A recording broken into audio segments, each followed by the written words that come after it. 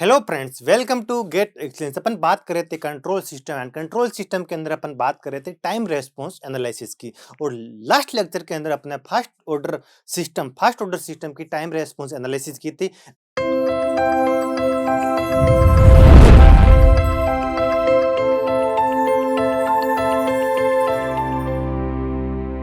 आज अपन standard second order system की time response analysis की बात करने वाले हैं।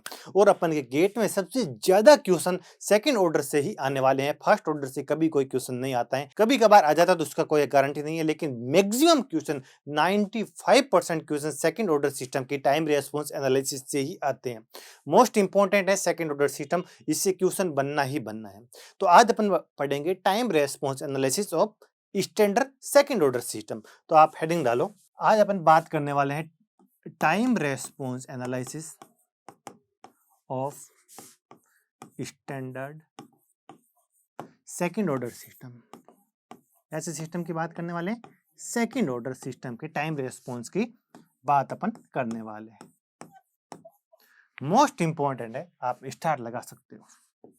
Time response analysis of standard second order system. सबसे पहले आपको स्टैंडर्ड सेकंड ऑर्डर सिस्टम का ट्रांसफर फंक्शन की वैल्यू पता होना चाहिए, इसका ट्रांसफर फंक्शन का फॉर्मेट पता होना चाहिए। कोई भी स्टैंडर्ड सेकंड ऑर्डर सिस्टम हो, चाहे वो इलेक्ट्रिकल सिस्टम हो चाहे मैकेनिकल हो, कैसा भी second order standard second order control system है, तो उसका ट्रांसफर फंक्शन आपको कुछ इस फॉर्म में मिलेगा। C S upon R S की वैल्यू, यानी सी एस का मतलब होता है कंट्रोल्ड आउटपुट, सी का मतलब होता है कंट्रोल्ड आउटपुट, आर का मतलब होता है रेफरेंस इनपुट। तो C S upon R S transfer function की वैल्यू होती है। कोई भी स्टैंडर्ड सेकंड ऑर्डर आपको सिस्टम मिलेगा, उसके ट्रांसफर फंक्शन की वैल्यू इस फॉर्मेट में होनी है, और आपको ये फॉर्मेट पता होना ही चाहिए। ये आपको ये स्टैंडर्ड फॉर्मेट होता है। कोई भी सेकंड ऑर्डर सिस्टम हो, चाहे मैकेनिकल हो चाहे इलेक्ट्रिकल हो, कैसा भी second order standard second order system है, तो उसका ट्रांसफर फंक्शन हमेशा आपको इसी फॉर्मेट में मिलेगा। इस फॉर्मेट की कुछ अपन खास बात करते हैं। तो देखो, यहाँ पर भी ओमेगा एन स्क्वायर है और यहाँ पर भी क्या है, ओमेगा एन स्क्वायर होना चाहिए। जो इस नीचे वाले टर्म का जो कांस्टेंट टर्म मिल रहा है, वो आपको ऊपर मिलना चाहिए, और ऊपर ओनली एक कांस्टेंट टर्म होना चाहिए। ये उतना ही होना चाहिए जो आपको नीचे मिल रहा है।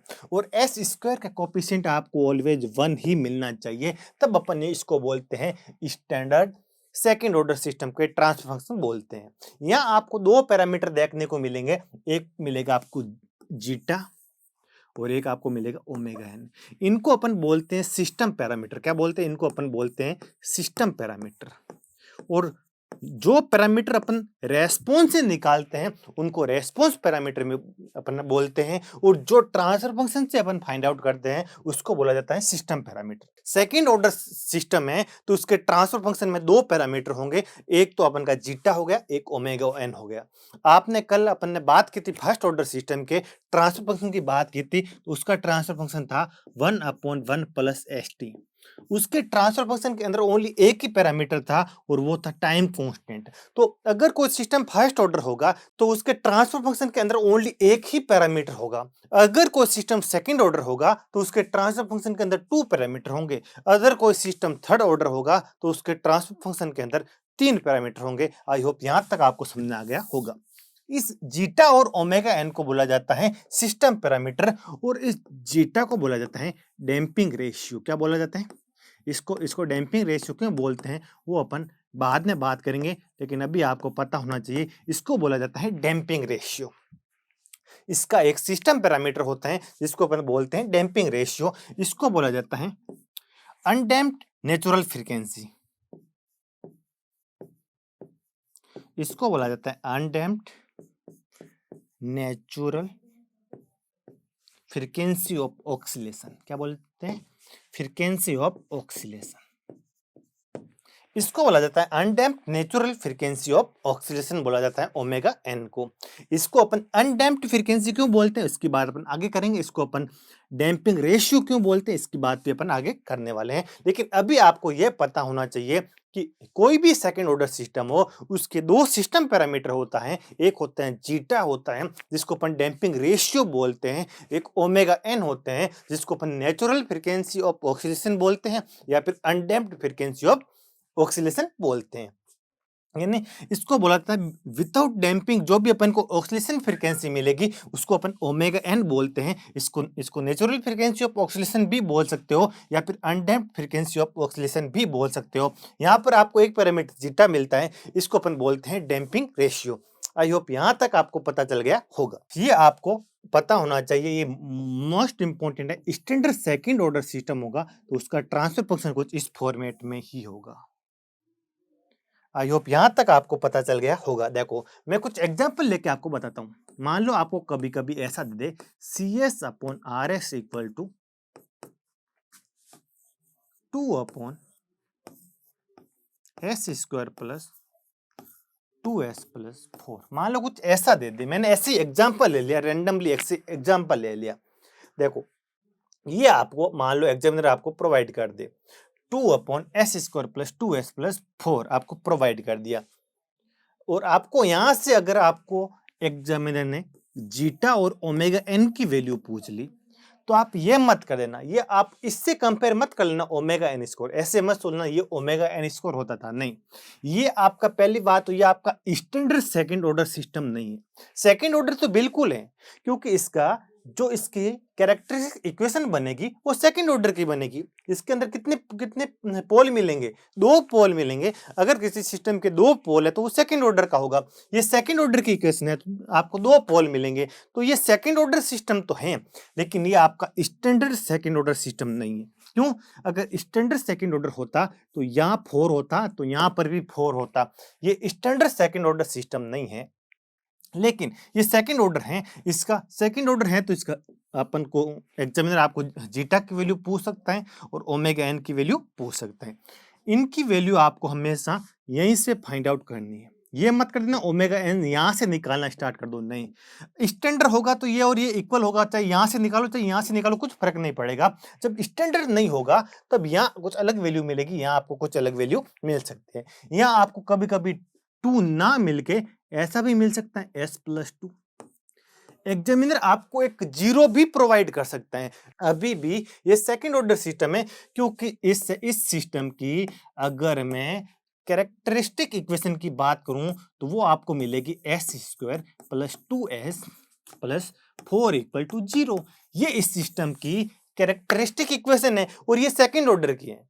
कैरेक्टरिस्टिक इक्वेशन का जो ऑर्डर होगा वो सिस्टम का ऑर्डर होगा। ये सेकंड ऑर्डर है तो सिस्टम भी सेकंड ऑर्डर होगा, चाहे उसके पास जीरो हो चाहे मत, तो उससे कुछ भी फर्क नहीं पड़ेगा। ये भी अभी भी सेकंड ऑर्डर सिस्टम है, अभी भी इसका जीटा और ओमेगा एन तो बिल्कुल डिफाइंड होगा लेकिन ये स्टैंडर्ड सेकंड ऑर्डर सिस्टम नहीं है। देखो अब अगर आपको जीटा और ओमेगा एन की वैल्यू फाइंड आउट करनी है तो देखो इसका कंपैरिजन हमेशा आपको उसी से करना है, S square plus 2 zeta omega N S plus omega N square से ही करना है इक्वल टू 0। यहां से अगर कंपेयर करोगे तो ओमेगा एन की वैल्यू आपको कितनी मिल जाएगी, 2 मिल जाएगी, क्योंकि ओमेगा एन स्क्वायर की वैल्यू कितनी मिलेगी, 4 मिलेगी, तो ओमेगा एन की कितनी वैल्यू मिल जाएगी, 2 मिल जाएगी। आई होप यहां तक आपको समझ में आ गया होगा। अब यहां कंपेयर करोगे तो देखो 2 जीटा ओमेगा एन की वैल्यू आपको कितनी मिल रही है, 2 जीटा ओमेगा एन की वैल्यू आपको यहां से 2 मिल जाएगी, तो 2 से 2 कैंसिल आउट हो जाएगा और आपको जीटा की वैल्यू मिल जाएगी 1 अपॉन ओमेगा एन के इक्वल मिल जाएगी, यानी 1 अपॉन 2 के इक्वल मिल जाएगी। यहां से आपको डैम्पिंग रेशियो की वैल्यू कितनी मिल गई, 1 अपॉन 2 मिल गई। आई होप यहां तक आपको समझ में आ गया होगा।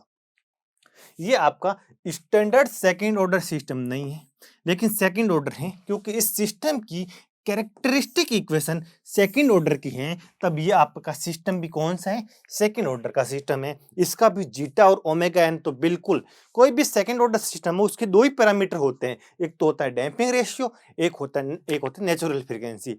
इसकी वैल्यू आपको एग्जामिनर पूछ सकता है, सिस्टम पैरामीटर आपको कोई भी सिस्टम देके पूछ सकता है, चाहे वो स्टैंडर्ड हो चाहे ना हो, लेकिन आपको रेस्पॉन्स पैरामीटर हमेशा वो स्टैंडर्ड के ही पूछेंगे।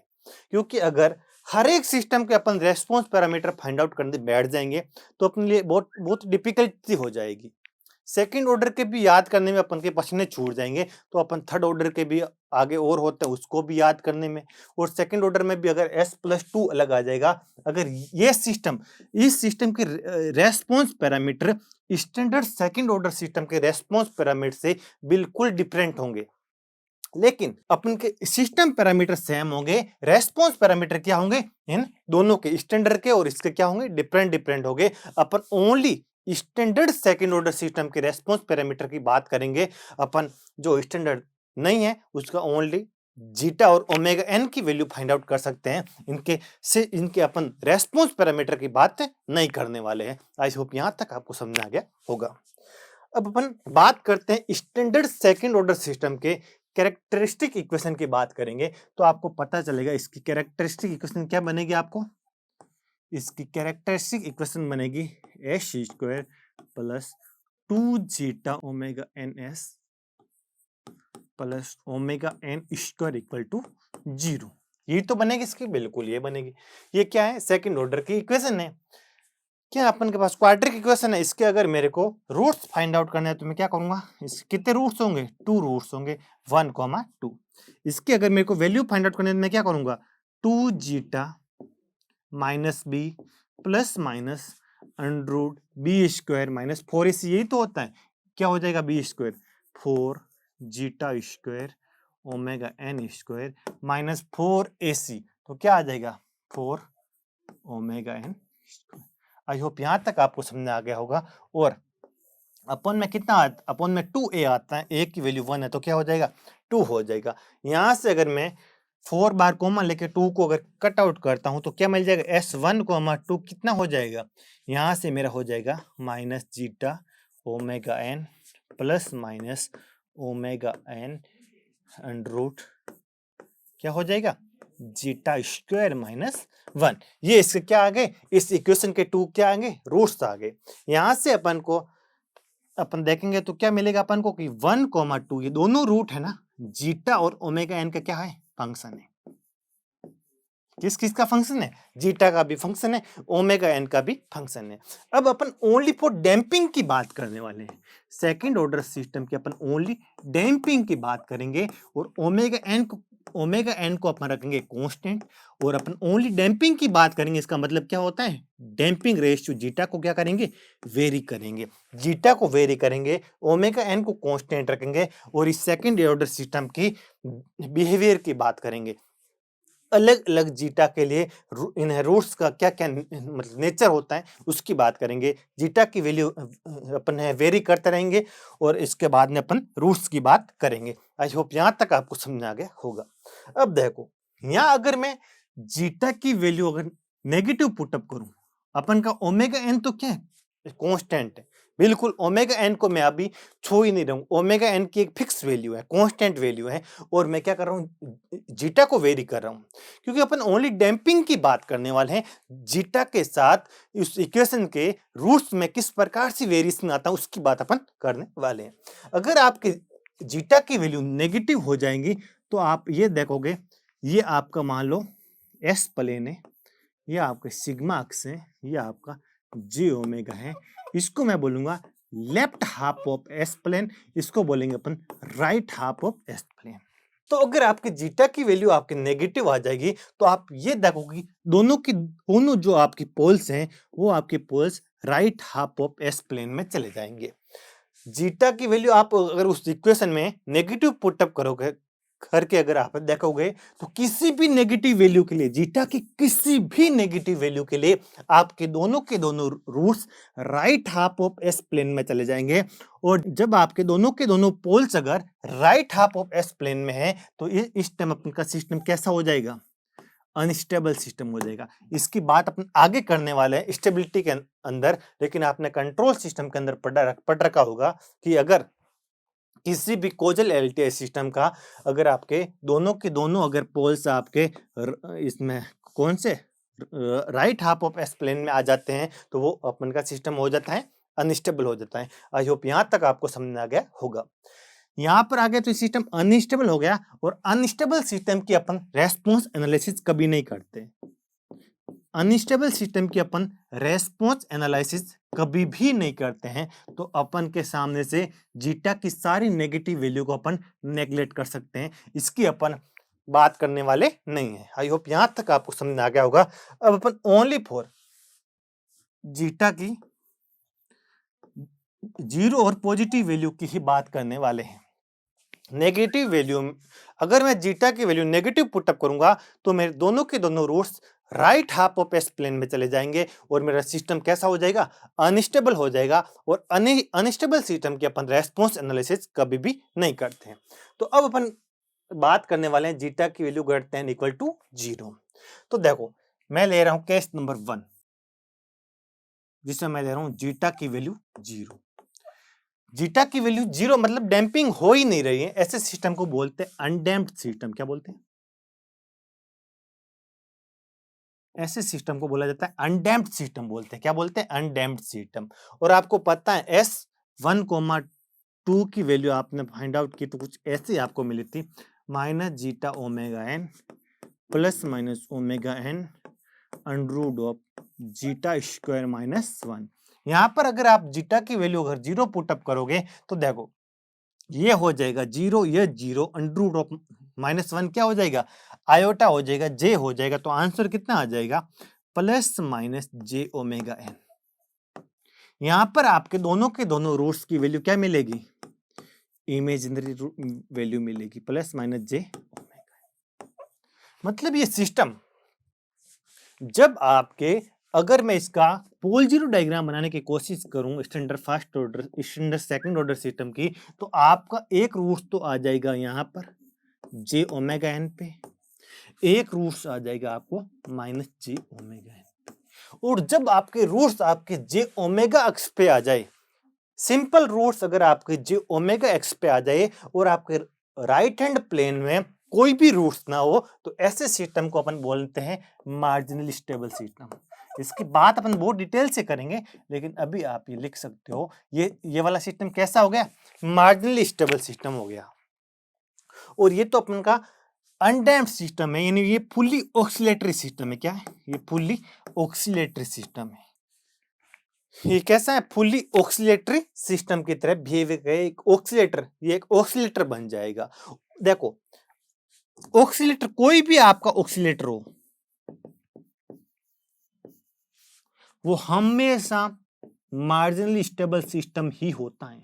लेकिन हर मार्जिनली स्टेबल सिस्टम ऑक्सीलेटर हो ये कोई जरूरी नहीं है। ये बात भी अपन आगे जाके बहुत डिटेल से करेंगे कि हर ऑक्सीलेटर एक मार्जिनली स्टेबल सिस्टम ही होता है, लेकिन हर मार्जिनली स्टेबल सिस्टम ऑक्सीलेटर हो ये कोई जरूरी नहीं हो। ये आपका है ना, ऐसा ऑक्सीलेटर आपको सस्टेन्ड ऑक्सीलेशन प्रोवाइड करेगा। क्या? सस्टेन्ड ऑक्सीलेशन प्रोवाइड करेगा।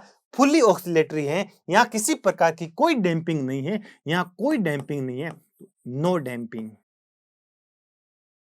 ये सिस्टम फुल्ली ऑक्सीलेटरी सिस्टम है, ये एक ऑक्सीलेटर की तरह बिहेवियर करेगा, मार्जिनली स्टेबल सिस्टम है। हर ऑक्सीलेटर एक मार्जिनली स्टेबल सिस्टम होता है, और हर मार्जिनली स्टेबल सिस्टम एक ऑक्सीलेटर हो ये कोई भी जरूरी ना हो। तो ये क्या हो गया, एक तो फुल्ली ऑक्सीलेटरी सिस्टम हो गया, यहाँ पर किसी तरह के कोई भी डैम्पिंग नहीं होगी। और यहाँ पर फ्रीक्वेंसी ऑफ ऑक्सीलेशन की बात करता हूं तो वो क्या हो जाएगी, ओमेगा एन हो जाएगी।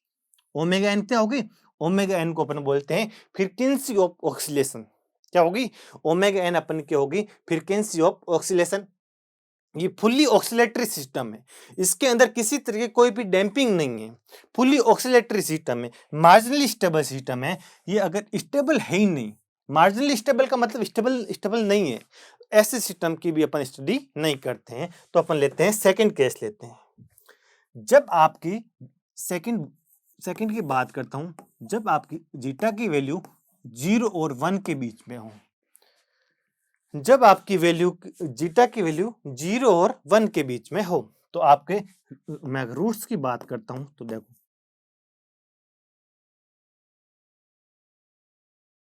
तो ऐसे सिस्टम को अपन बोलते हैं अंडर डैम्प्ड सिस्टम। क्या?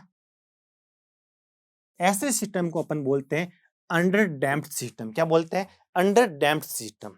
देखो आपके जीटा की वैल्यू 0 और 1 के बीच में है। जब आपकी जीटा की वैल्यू 0 और 1 के बीच में होती है तो आपकी जीटा स्क्वायर की वैल्यू भी 0 और 1 के बीच में ही होती है। हमेशा याद रखना, जब किसी वेरिएबल की वैल्यू अगर 0 और 1 के बीच में हो तो उसके स्क्वायर की वैल्यू भी 0 और 1 के बीच में ही होती है।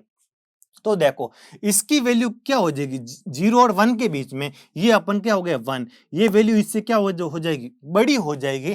तो देखो तो फिर यहां से क्या आ जाएगा आपको, देखो यहां से आपका आयोटा बार है कॉमन आ सकता है, क्योंकि यहां से अगर मैं नेगेटिव बार कॉमन लूंगा तो नेगेटिव का आयोटा कितना हो जाएगा जे आ जाएगा। फिर अंदर क्या बचेगा √1 माइनस जीटा स्क्वायर बचेगा। देखो अपन बात करते हैं, यहाँ क्या हो जाएगा zeta omega N plus minus omega N under of, इसको मैं ऐसे लिख सकता हूँ -1 माइनस जीटा स्क्वायर। अब ये क्वांटिटी क्या हो गई, अब ये वाली पॉजिटिव हो गई। अब है ना जीटा स्क्वायर 0 और 1 के बीच में और 1 माइनस जीटा स्क्वायर क्या हो जाएगा, अब ये एक पॉजिटिव क्वांटिटी हो जाएगी। और इस नेगेटिव को अगर मैं अंडर से बाहर लेके आ जाऊंगा तो क्या बन जाएगा, आयोटा बन जाएगा, आपका जे बन जाएगा plus minus j omega n √1 minus zeta square. I hope यहां तक आपको समझ आ गया होगा। इसको अपन कुछ एक और नाम दे देते हैं, उसको अपन अल्फा बोल देते हैं। जीटा ओमेगा एन को अपन अल्फा बोल देते हैं और इस पूरी फ्रीक्वेंसी को अपन बोल देते हैं ओमेगा डी बोल देते हैं। क्या बोल देते हैं, ओमेगा डी बोल देते हैं। तो देखो आपके रूट्स क्या मिले, minus alpha plus minus j omega D. इस अल्फा को बोलते हैं डैम्पिंग फैक्टर बोलते हैं। क्या बोलते हैं, अभी मैंने आपको पीछे बताया था, जीटा को बोलते हैं डैम्पिंग रेशियो और अल्फा को क्या बोलते हैं डैम्पिंग फैक्टर बोलते हैं। क्या बोलते हैं, डैम्पिंग फैक्टर। और इसकी वैल्यू कितनी हो जाएगी, जीटा ओमेगा एन के इक्वल हो जाएगी। क्या हो जाएगी, जीटा ओमेगा एन के इक्वल हो जाएगी। और देखो ओमेगा डी की वैल्यू किसकी इक्वल है, omega n √1 minus zeta square. इसको बोला जाता है, इसको तो बोलते हैं डैम्पिंग फैक्टर और इसको बोलते हैं डैम्प्ड फ्रीक्वेंसी ऑफ ऑक्सीलेशन। क्या बोलते हैं, डैम्प्ड फ्रीक्वेंसी ऑफ ऑक्सीलेशन बोलते हैं। क्या बोलते हैं, damped frequency of oscillation.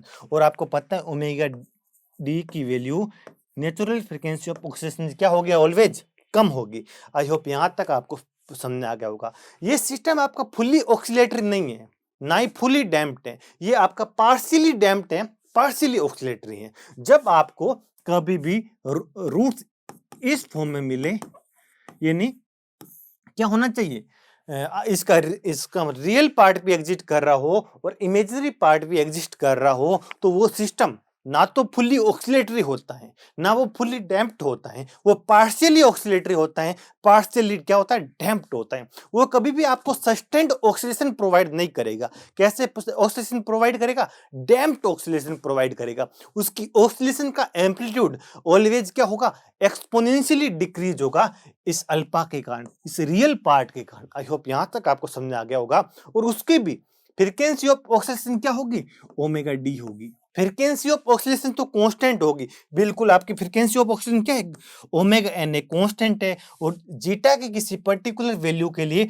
Omega D तो क्या है, कांस्टेंट है। तो उसकी भी फ्रीक्वेंसी ऑफ ऑक्सीलेशन तो क्या होगी, ओमेगा डी होगी, उसकी कुछ ना कुछ क्या होगी, वैल्यू होगी। लेकिन उसका ऑक्सीलेशन का एम्पलीट्यूड है ना, इस अल्फा के कारण, इस माइनस अल्फा के कारण, उस जो वो ऑक्सीलेशन प्रोवाइड करेगा सिस्टम, उसका ऑक्सीलेशन हमेशा क्या होगा, जैसे जैसे अपन बात करेंगे टाइम के साथ, तो ऑक्सीलेशन में क्या होगा, एक्सपोनेंशियली डिक्रीज होंगे और ऑक्सीलेशन धीरे धीरे क्या हो जाएंगे, डाई आउट हो जाएंगे। यानी आपका ट्रांजिएंट पीरियड डाई आउट हो जाएगा और आपका और क्या स्टेडी स्टेट पीरियड को अचीव कर लेगा। और इस टाइम आपके दोनों के दोनों जो है आपके रूट्स हैं, वो आप मैं अगर इनको बनाने की कोशिश करूं तो कुछ ऐसा हो जाएगा। मैं अगले अगले पेज में बनाऊं, आप क्या देखो दोनों के दोनों रूट्स क्या हो जाएंगे, minus alpha plus minus j omega T. अगर मैं इसको जे ओमेगा प्लेन पे एन एस प्लेन पे बनाने की कोशिश करूं तो कुछ ऐसा होगा, ये सिग्मा हो गया, ये जे ओमेगा हो गया।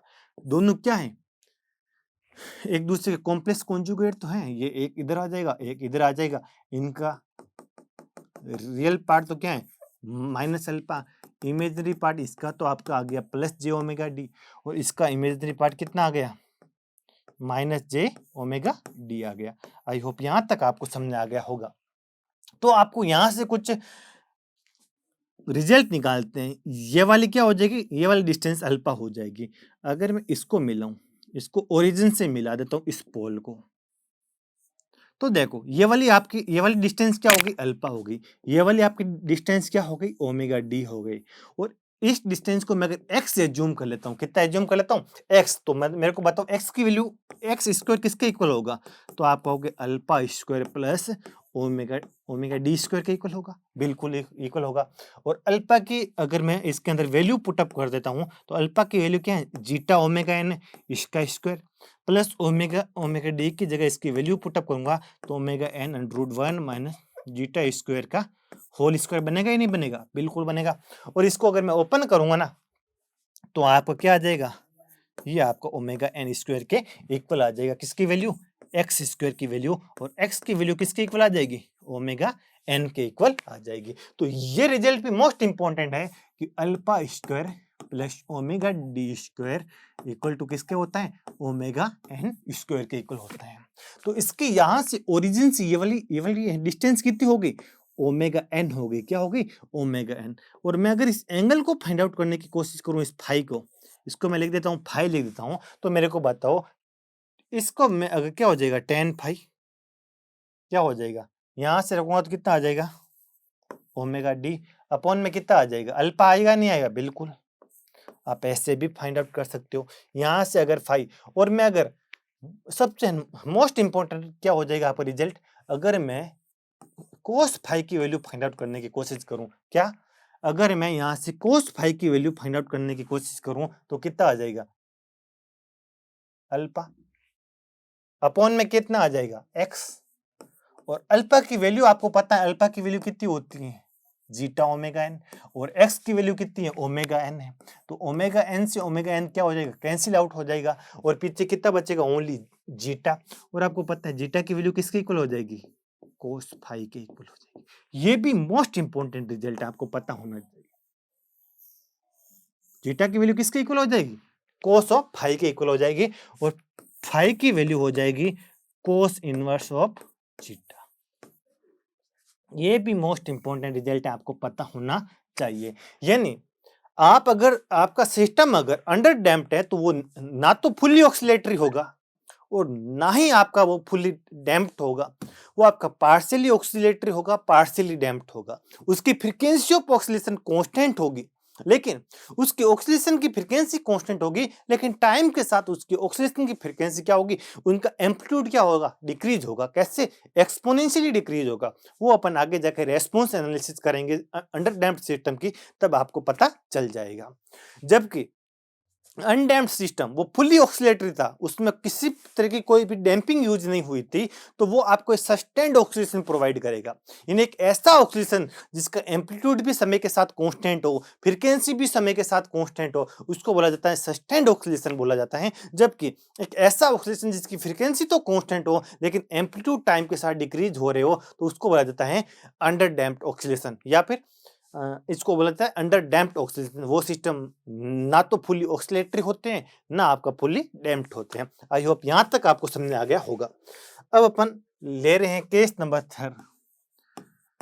केस नंबर थर्ड ले रहे हैं जिसमें जीटा की वैल्यू में कितनी पुटअप कर रहा हूँ 1 पुटअप कर रहा हूँ। इसको बोलते हैं परफेक्टली डैम्प्ड, क्या परफेक्टली या क्रिटिकली डैम्प्ड सिस्टम बोलते हैं इसको, परफेक्टली या क्रिटिकली डैम्प्ड सिस्टम बोलते हैं। और इसमें आपको पता है S1,2 की value minus zeta omega N plus minus omega N under root of zeta square minus 1 था। और अगर मैं इधर जीटा की वैल्यू पुटअप करूंगा 1, तो आपको पता होगा कि S1,2 दोनों के दोनों रूट क्या मिलेंगे आपको, एक क्या मिलेंगे negative real and equal roots मिलेंगे। क्या मिलेंगे नेगेटिव मिलेंगे, रियल मिलेंगे, इक्वल मिलेंगे। यहां पर आपका कुछ भी इमेजिनरी पार्ट नहीं मिलेगा, मतलब यहां पर फ्रीक्वेंसी ऑफ ऑक्सीलेशन कितना हो जाएगा, यहां इस केस में फ्रीक्वेंसी ऑफ ऑक्सीलेशन कितना हो जाएगा जीरो हो जाएगा। यानी perfectly damped, critically damped, without oxygen. वो तो देख, सबसे फर्स्ट अपन का सिस्टम था जब जीटा की वैल्यू मैंने कितनी पुटअप की थी, जीरो। वो फुल्ली ऑक्सीलेटरी था। अंडर डैम्प्ड सिस्टम वो अपन का क्या था, कौन सा था, partially oscillatory and partially damped था। ये आपका परफेक्टली डैम्प्ड सिस्टम है, क्रिटिकली डैम्प्ड सिस्टम है। आई होप यहां तक आपको समझ आ गया होगा। फ्रीक्वेंसी ऑफ ऑक्सीडेशन की वैल्यू कितनी मिलेगी आपको, यहां से जीरो मिलेगी। और इसका अगर मैं पोल जीरो डायग्राम बनाने की कोशिश करूंगा तो कुछ ऐसा बनेगा। मल्टीपल पोल मिलेंगे, मल्टीपल नेगेटिव पोल, यहाँ पर कितना पर माइनस ओमेगा एन पे। फ्रीक्वेंसी ऑफ ऑक्सीडेशन कितना मिल जाएगा आपको, जीरो मिल जाएगा। आई होप यहां तक आपको समझ आ गया होगा। अब अपन ले रहे हैं केस नंबर 4, जिसमें जीटा की वैल्यू कितनी हो जाएगी, ग्रेटर देन 1 ले रहा हूं। यही तो बनते हैं। और यहाँ पर आपको कितना हो जाएगा, H1,2 इक्वल टू कितना मिल जाएगा आपको, minus zeta omega N plus minus omega N under root of zeta square minus 1। Zeta की वैल्यू आगे ग्रेटर देन 1 है तो जीटा स्क्वायर की वैल्यू भी क्या होगी, ग्रेटर देन 1 होगी। ये भी आपका पॉजिटिव, ये भी पॉजिटिव। इस केस में आपको दो नेगेटिव रूट्स मिलेंगे। तो फिर इस केस में जब आपके जीटा की वैल्यू ग्रेटर देन 1 हो तो आपकी ये वाली क्वांटिटी क्या हो जाएगी, पॉजिटिव हो जाएगी। आपके दोनों रूट्स की मैं अगर बात करूं तो ये आपको मिलेंगे। एक तो आपको एक रूट्स मिलेगा जीटा ओमेगा एन, जब मैं यहाँ से प्लस लूंगा तो कितना मिल जाएगा, omega N under root of zeta square minus 1। और यहाँ से एक मैं नेगेटिव लूंगा तो कितना मिल जाएगा, जीटा ओमेगा एन माइनस कितना मिल जाएगा, omega N under root of zeta square minus 1। ये आपको रूट्स मिलेंगे, आपको दोनों रूट्स मिलेंगे। और ये आपके दोनों के दोनों क्या होंगे, unequal and real and negative होंगे। क्या होंगे, unequal real and negative roots होंगे। आई होप यहाँ तक आपको समझ आ गया होगा। आप अगर मैं इस सिस्टम की अगर मैं बात करूं तो अपन आगे जाके बात करेंगे ना, एक होगा डोमिनेंट रूट कॉन्सेप्ट होगा। तो उसमें ये वाला रूट तो अपना क्या होगा, डोमिनेंट रूट होगा। ये अपना अनसिग्निफिकेंट रूट होगा, इसको मैं हटा सकता हूं। ये क्या, ये तो अपना इनसिग्निफिकेंट रूट होगा, ये सिग्निफिकेंट रूट होगा, इसको मैं हटा सकता हूं। तो आपका ओवरडैम्प्ड, इसको बोलते हैं ओवरडैम्प्ड सिस्टम। ओवरडैम्प्ड सिस्टम फिजिकली तो सेकंड ऑर्डर होता है, लेकिन वो फंक्शनली क्या होता है, फर्स्ट ऑर्डर होता है। तो इसका अपना कंट्रोल सिस्टम इतना कोई एनालिसिस है नहीं। आई होप यहां तक आपको समझ आ गया होगा। क्यों, आगे जाके अपन एक बात करेंगे सिग्निफिकेंट पोल कंसेप्ट या फिर डोमिनेंट पोल कंसेप्ट। उसमें ये आपका एक क्या होगा, डोमिनेंट पोल होगा, ये आपका इनसिग्निफिकेंट पोल होगा। तो इसको आप कंट्रोल सिस्टम में से हटा सकते हो। आप जब आप उस सिस्टम की एनालिसिस करते हो तो इनसिग्निफिकेंट पोल्स को आप हटा सकते हो, क्योंकि उसका रेस्पॉन्स में इतना इतना कोई उसका सिग्निफिकेंस होता नहीं है रेस्पॉन्स एनालिसिस के अंदर। तो इसको आप हटा सकते हो। उसको आप हटा दोगे तो ये ओनली क्या बच जाएगा, फर्स्ट ऑर्डर सिस्टम। यानी एक ओवरडैम्प्ड, इसको बोलते हैं ओवरडैम्प्ड सिस्टम। क्या बोलते हैं, ओवरडैम्प्ड सिस्टम। फिजिकली तो आपका सेकंड ऑर्डर है, लेकिन वो फंक्शनली क्या है, फर्स्ट ऑर्डर है। और अपन की एनालिसिस इसकी भी नहीं करनी है, क्रिटिकली डैम्प्ड सिस्टम। तो देखो यहाँ पर आपकी जीटा की वैल्यू क्या होती है, परफेक्टली 1 होती है। क्या होती है, जीटा की वैल्यू आपकी यहाँ पर आपको कितनी मिलती है, परफेक्टली 1 होती है। लेकिन जीटा की वैल्यू को 1 पर बनाकर रखना बहुत ही मुश्किल होता है। आपको आपको जीटा की वैल्यू 1 पर बना के रखना बहुत ही मुश्किल होता है। जैसे मैंने आपको ये वाला एक सिस्टम दे दिया, आर एल, और यहाँ मैंने आपको दे दिया एक सी दे दिया। क्या दे दिया, ये आपका second order low pass filter है। क्या, यहाँ पर मैंने इनपुट दे दिया रेफरेंस इनपुट आर टी, और यहाँ पर मैंने आपको कंट्रोल आउटपुट निकाल दिया सी टी। जब आप इसको लाप्लास में कन्वर्ट करोगे तो ये आर एस, ये आपका क्या बन जाएगा, सी एस, ये आपका बन जाएगा। इनिशियल कंडीशन तो अपन जब ट्रांसफर फंक्शन फाइंड आउट करते हैं तो इनिशियल कंडीशन को हटा देते हैं, क्या करते हैं, नेग्लेक्ट कर देते हैं। ये आपका एस एल हो जाएगा, ये आपका आर हो जाएगा। यहाँ से आप अगर इस सिस्टम का ट्रांसफर फंक्शन की वैल्यू फाइंड आउट करोगे ना, C S upon R S की अगर आप वैल्यू फाइंड आउट करोगे तो यहाँ से आपको ये याद भी रखना है, ओमेगा एन की वैल्यू मिलेगी 1 upon under root L C मिलेगी। क्या मिलेगी, एल सी। और यहाँ से आपको जीटा की वैल्यू मिलेगी r/2 under root C by L. ये भी मोस्ट इंपोर्टेंट रिजल्ट है। आप अगर फाइंड आउट करोगे करके देखोगे तो आपको जीटा और ओमेगा एन की वैल्यू इतनी ही मिलेगी। लेकिन यहाँ पर देखो जीटा की वैल्यू आर पे डिपेंड करती है, सी पे डिपेंड करती है, एल पे डिपेंड करती है। और आपको पता है जितने भी आपके पैसिव एलिमेंट होते हैं वो टेम्परेचर सेंसिटिव होते हैं। टेम्परेचर के साथ आर की वैल्यू भी क्या होती है, चेंज होती है। तो आपने अगर जीटा की वैल्यू 1 कांस्टेंट करके रखते हो तो कुछ समय बाद आप आओगे देखोगे तो आर की वैल्यू अगर थोड़ी सी चेंज हो गई, इंक्रीज हो गई, तो आपका ये critically damped system over damped में तब्दील हो जाएगा। और आर की वैल्यू कुछ टेम्परेचर के साथ अगर मान लो डिक्रीज हो गई तो ये critically damped system under damped में कन्वर्ट हो जाएगा। ये अच्छा सिस्टम है, बिल्कुल परफेक्टली डैम्प्ड सिस्टम है, स्टेबल सिस्टम है, लेकिन फिर भी अपन इसके एनालिसिस नहीं करते हैं क्योंकि जीटा की वैल्यू 1 पे कांस्टेंट रखना बहुत ही मुश्किल चीज है, क्योंकि जीटा की वैल्यू इन पे डिपेंड करता है और ये क्या होता है, टेम्परेचर सेंसिटिव होते हैं। तो टेम्परेचर के साथ जीटा की वैल्यू को 1 पे फिक्स करके रखना बहुत मुश्किल होता है। 1 से इंक्रीज होगी तो ओवर डैम्प्ड में कन्वर्ट हो जाएगा वो सिस्टम, और 1 से कम होगी तो वो अंडर डैम्प्ड के अंदर तब्दील हो जाएगा।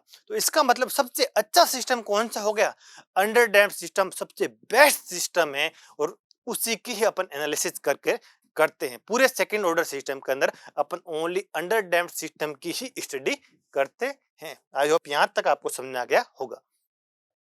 अब मैं अगर यहां पर आपको एक रूट लोकस बना के बताऊं, रूट लोकस क्या होता है, रूट्स ऑफ कैरेक्टरिस्टिक इक्वेशन अगर किसी पैरामीटर के साथ अगर अपन वेरी करवाते हैं तो इसको क्या बोलते हैं, रूट लोकस बोलते हैं। क्या यहाँ पर अपन यही तो करते हैं, कैरेक्टरिस्टिक इक्वेशन के रूट को जीटा के साथ क्या कर रहे हैं, वेरी कर रहे हैं। तो ये अपन का क्या हो गया, ये अपना क्या हो गया, रूट लोकस डायग्राम हो गया। आई होप यहाँ तक आपको समझ आ गया होगा। जब आपकी जीटा की वैल्यू कितनी थी, जीटा की वैल्यू आपकी 0 थी, तो आपके दोनों के दोनों रूट क्या हो रहे थे, इमेजिनरी रूट हो रहे थे, minus j omega N omega N. आपकी जब जीटा की वैल्यू है ना 1 हो रही थी, तो दोनों के दोनों रूट क्या हो रहे थे, रियल थे, नेगेटिव थे, इक्वल थे, और यहाँ थे कहाँ पर, माइनस ओमेगा एन पे। और फिर आपकी जीटा की वैल्यू अगर ग्रेटर देन 1 थी तो आपके दोनों के दोनों रूट क्या थे, नेगेटिव थे, रियल थे, अनइक्वल थे। ये आपकी थी जीटा इज ग्रेटर देन 1 पे, ये आपकी थी जीटा इक्वल टू 0 पे, ये भी आपकी कितनी थी, जीटा इक्वल टू 0 पे, और ये आपकी थी जीटा इक्वल टू 1 पे, कितने 1 पे। और आप अगर 0 से 1 तक इंक्रीज करते रहते तो आपका ये क्या बनता, सेमी सर्किल बनता। सेमी सर्किल क्यों बनता, क्योंकि यहां पर हमेशा ऑलवेज क्या बनता, आपका सेमी सर्किल ही बनता। और ये आपके क्या हो, कितना होगी, जीटा इज ग्रेटर देन 0 और लेस देन 1 पे। सेमी सर्कल क्यों बनता, तो उसकी बात करते हैं। रियल पार्ट कितना हो गया, माइनस अल्फा, इमेजिनरी पार्ट हमेशा इसका कितना होता है, जे ओमेगा डी होता है। और अगर मैं सेंटर से इसको अगर मिलाऊं तो ये वाली डिस्टेंस ओमेगा ओमेगा एन के इक्वल ही होती है। इसकी बात अपन ने पीछे की थी, ये वाली हमेशा ओमेगा एन होती है, चाहे अल्फा अल्फा और ओमेगा डी की वैल्यू कुछ भी हो, जीटा के साथ कुछ भी हो, लेकिन alpha square plus omega omega d square की वैल्यू हमेशा ओमेगा एन स्क्वायर के इक्वल ही होती थी। तो इस वजह से इसका real part alpha minus alpha, imaginary part omega D, तो ये एक क्या था, सेमी सर्किल के रूप में ही वेरी करता। आई होप यहां तक आपको समझ आ गया होगा। और अगर ये एंगल आपका फाई था तो आपको पता है जीटा क्या होता था, कोस फाई था। कितना था, जीटा की वैल्यू किसके इक्वल थी, कोस ऑफ फाई के इक्वल थी। आई होप यहां तक आपको समझ आ गया होगा। तो ये आपका जो सेमी सर्किल बन रहा है, ये इसमें आपने क्या कर दिया, ओमेगा एन की वैल्यू तो कर दिया आपने कांस्टेंट पुट अप कर दी, और आप जीटा की वैल्यू 0 से 1 तक वेरी करवा दी। आई होप यहां तक आपको समझ आ गया होगा। अब देखो इसी तरीके से मैं इधर भी बात कर सकता हूँ। ये अगर फाई है तो ये एंगल भी कितना होगा, ये भी तो फाई होगा, और इसका भी तो कितना होगा, zeta equal to cos phi.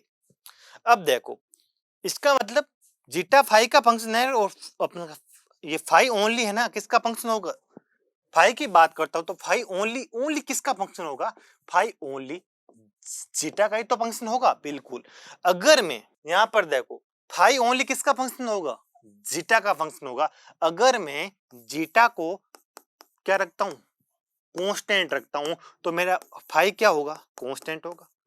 अगर मैं जीटा को कांस्टेंट रख के ओमेगा एन को वेरी करता हूं, किसको वेरी करता हूं, ओमेगा एन को वेरी करता हूं, तो ओमेगा एन को अगर मैं वेरी करूंगा जीटा को कांस्टेंट रखूंगा तो ये मेरा फाई कांस्टेंट हो जाएगा और ओमेगा एन की वैल्यू इंक्रीज होगी कैसे, जैसे जैसे मैं ओरिजिन से दूर जाऊंगा तो मेरे ओमेगा एन की वैल्यू क्या होगी, वेरी। तो इसका कुछ ग्राफ आपको ऐसा मिलेगा, ऊपर भी मिलेगा और एक, यानी आपको आपको पता है रूट लोकस तो हमेशा क्या होता है, इस ओरिजेंटल अक्ष के रेस्पेक्ट में सिमेट्रिकल होता है तो सिमेट्रिकल ही बनेगा। ये आपका कर्व मिलेगा। आई होप यहाँ तक आपको समझ आ गया होगा। यहाँ पर क्या है, आपका जीटा की वैल्यू कांस्टेंट है और यहाँ ओमेगा एन की वैल्यू क्या कर रही है, वेरी कर रही है। आई होप यहाँ तक आपको समझ आ गया होगा। जब आपका ओमेगा एन कांस्टेंट होता है और जीटा की वैल्यू 0 से 1 तक वेरी करता है तो वहां पर बनता है सेमी सर्किल बनता है।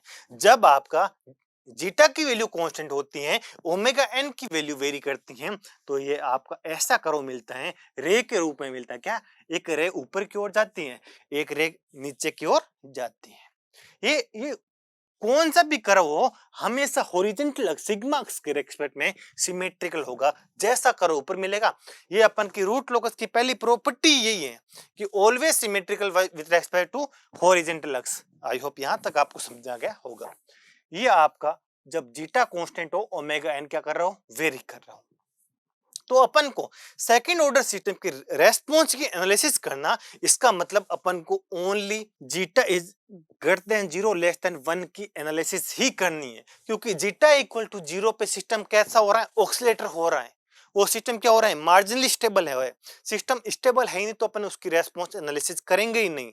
जीटा इक्वल टू 1 ये है तो अच्छा सिस्टम, लेकिन इसको इसको डिजाइन करना प्रैक्टिकली इम्पॉसिबल है, क्योंकि जीटा की वैल्यू को 1 पे सस्टेंड करके रखना इम्पॉसिबल है।